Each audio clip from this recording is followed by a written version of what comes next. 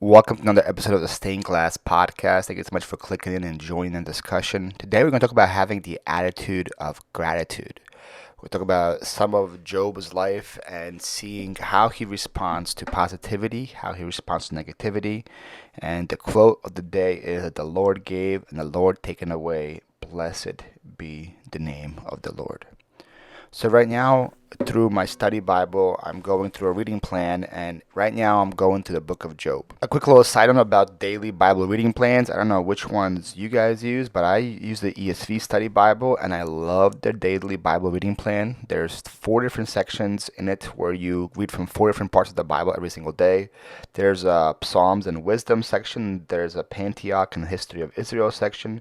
There's a Chronicles and Prophets section, and the Gospels and Epistles. So examples today, I read Psalm 120, I read Job chapter 2, Isaiah 23, and I wrote John chapter 19. It's a really good mixture of different parts of the Bible, and they all inspire me to be more like Jesus every single day. So if you don't have a good reading plan, I do recommend the ESV Study Bible one. I absolutely love it. It's great. So today, one of the sections was Job chapter 2. Yesterday, I read Job chapter 1. Job is a very popular story. I think we hear about it in church all the time. There's usually a sermon about it. Job was a righteous man. He loved God. He was blessed by God. He had 10 children. He had a lot of livestock, a lot of animals, a lot of property, a lot of servants. Just living an amazing, amazing life. And in Job chapter 1, we see there's a conversation between Satan and God. And God is like boasting and being and like just saying, look, have you seen Job? Do you see how he is amazing? How he loves me? How he is righteous? How he walks in front of me? And just like gives me a great picture of like when we do good, God is out there like smiling, say, hey, have you seen my son? Have you seen my daughter? Do you see what they're doing? And it's just like a beautiful picture. But Satan goes, well, of course he's going to love you, God. He has all this. Look at his house. Look at his property. Look at his land. Look at all the livestock he has. And this is, during this day, livestock meant money. It would be like same things like, look at all the billions he has in his bank.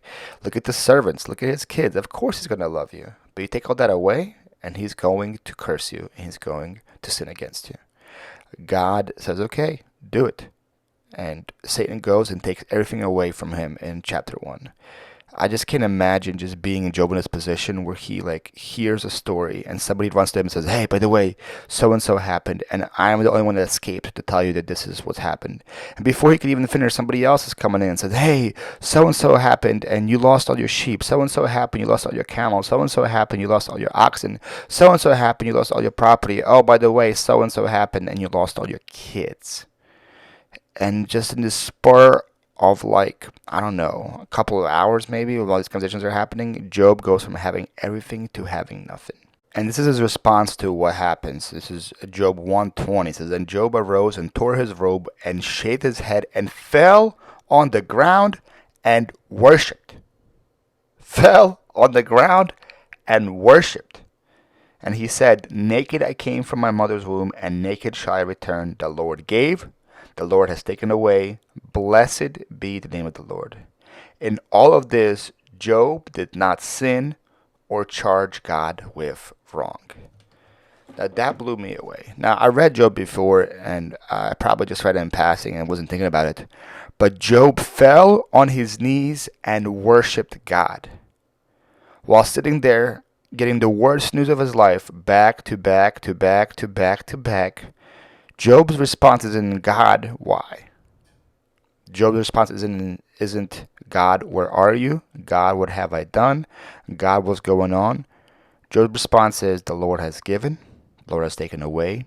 Blessed be the name of the Lord. In chapter 2, Satan does not stop, and he goes even more in, and he gives Job a terrible disease. Job cannot sit there. Job is losing weight. Job looks sick. He looks terrible. His wife even tells him to curse God, but we see that Job's opinion doesn't change. So reading this so far, I start thinking to myself on how would I react? You know, we always like to say, oh, you know what? Yeah, I would bless God's name. I would worship him. We always think about the positive about ourselves.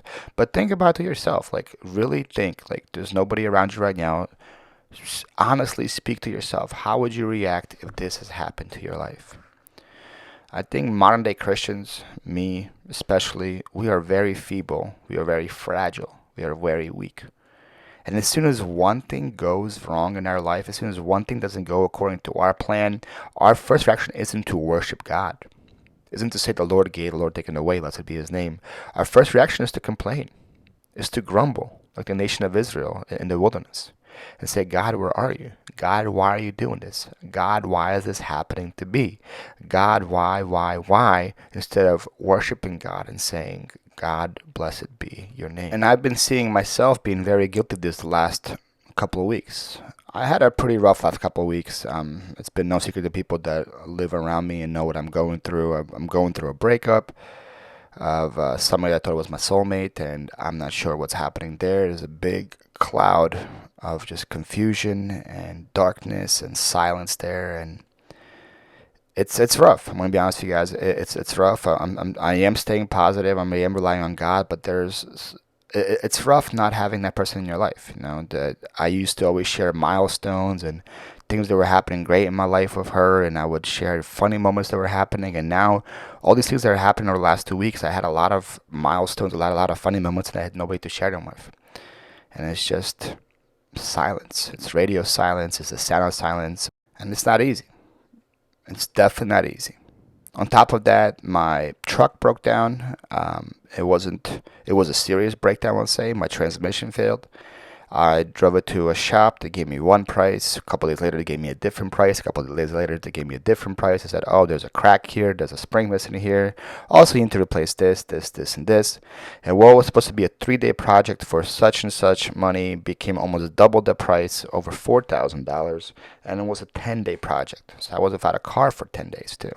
So like, oh great, now this is happening. On top of that, in my business, I had a lot of returns. I had a lot of customer complaints. I had a lot of issues over the last week or so as well. And on top of that, I have pretty weak knees. I had a knee surgery done on my knee 3 times already. And over the weekend, I was reaching over something in my garage and I heard a pop. Now, like I said, I've tore it 3 times, so I know the pain of a tear. This wasn't the pain of a tear, but this was a pain really bad too. And I like to walk a lot. I like to go to the gym a lot. And so I was sidelined for a little bit there as well. And with all this happening, I got to be honest with you. I wasn't like worshiping God. I wasn't saying, okay, great. The God gives, the God takes away. Blessed be his name. The questions of why, God? Where are you, God? God, why is this happening? Sprung up. And I don't know how you guys pray, but I pray to God like I'm talking to a friend. Maybe that's right, maybe that's wrong. But it was just like a conversation. It wasn't me yelling at him. It wasn't me like crying out to him. It was just confusion. It was like, God, why is this happening right now? Especially because over the last couple of months, I have changed my life around quite a bit. I've been reading the Bible more. I've been praying a lot more. I've been studying His Word more. I've been listening to sermons a lot more, listening to worship music. And you know, in like in our life, you're like, oh wow, look at me. I'm doing this. I'm doing this. I'm doing this. And you're thinking you're becoming like a better human being. And then in response, this is what happens in your life, right? You're like, God, like, why?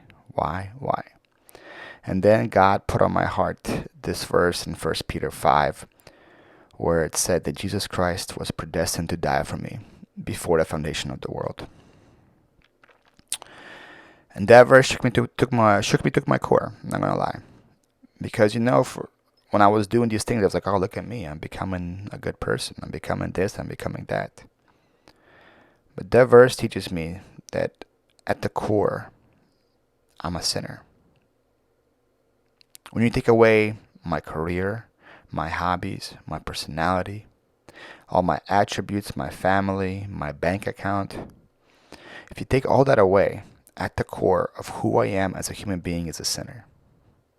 My first inclination is to sin, and when I sin, I break God's heart.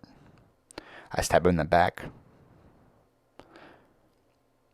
That's who I am at the core. And if that's who I am at the core, I don't deserve anything. And in first Peter, Peter writes that Jesus Christ was predestined to die for us before the foundation of the world. So think about that real quick. Before God created the world, there was already put a plan for Jesus Christ to come and to die for us. So that means that before God created the world, He knew that there's going to be a need for a Savior. So that means that before God created the world, He knew we were going to sin. And God still chose to create us. Let's think about me. God knew that He was creating me for His glory. God created me for His praise, to give Him joy, to put a smile on His face, to get glory from me. And He knew that I was going actually to turn around, stab Him in the back, break His heart, and cause Him pain. And God still chose to create me. And on top of all that, He could have said, okay, you know what? I'm going to create him, and He's going to choose sin. That's fine. The result of sin is death. He's going to die an eternal death. But God said, no. I love him. I love him so much that I'm going to send my son that has no guilt, my son that has no sin, my son that is holy.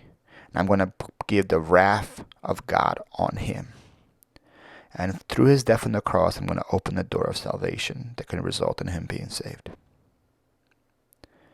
And that's who I am at the core.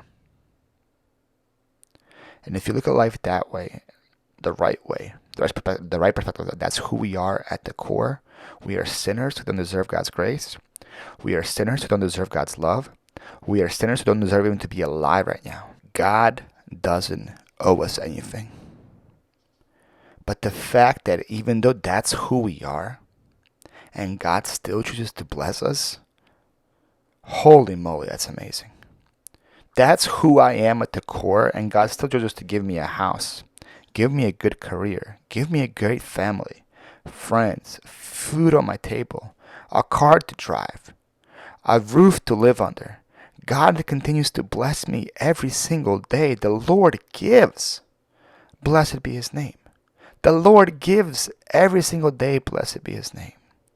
And when those little minor setbacks happen, it is a chance for us just to rely on God and let Him lead us through those situations.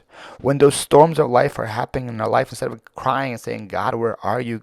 God, what's going on? Saying, God, help me and lead me through this. Trust on Him, rely on Him, and He will lead you through any situation in your life. I want to challenge you that the next time something like this happens in your life, instead of your first reaction being, God, why? Or God, why is going on? Just say, worship God. Learn from Job, worship God, and say, the Lord gives, the Lord has taken away. Blessed be His name. I want that to be our attitude going through, to us have an attitude of gratitude, and just to understand and live life from the right perspective. And live life more like Job. Have that understanding. And just worship God in all aspects of your life. Thank you once again for listening to another episode of the Stained Glass Podcast. I'm glad you joined and clicked in. Again, the comment section is open for you to discuss about what you learned, agree, disagree, give your opinions, give your personal examples. I love reading the comments of these videos. Also, they're out there for you to suggest future topics or questions that you want to hear about. Thank you for clicking in. Have a great day, and let His light shine.